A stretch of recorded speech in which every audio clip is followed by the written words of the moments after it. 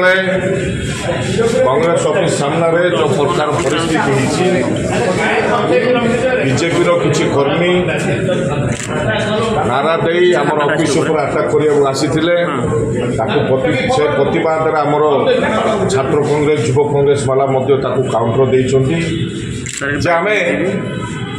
राज्य रे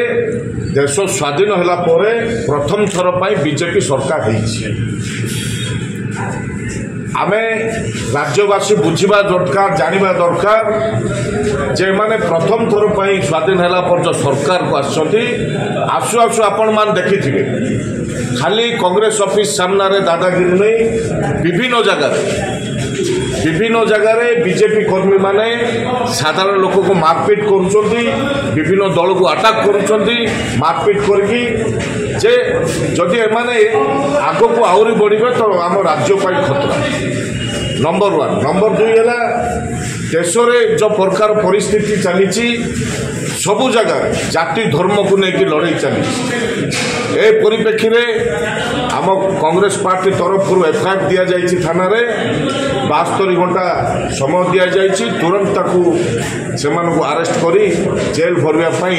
आम दल तरफ आम दाबी कर शुणु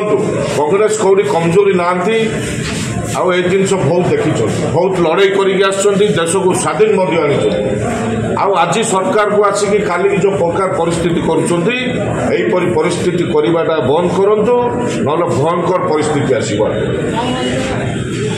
जहाँ भयंकर आपण मान देखिए सामना सामने मुहांमुही लड़ाई करने कांग्रेस केवे पछेनी आ पछेबार नहीं।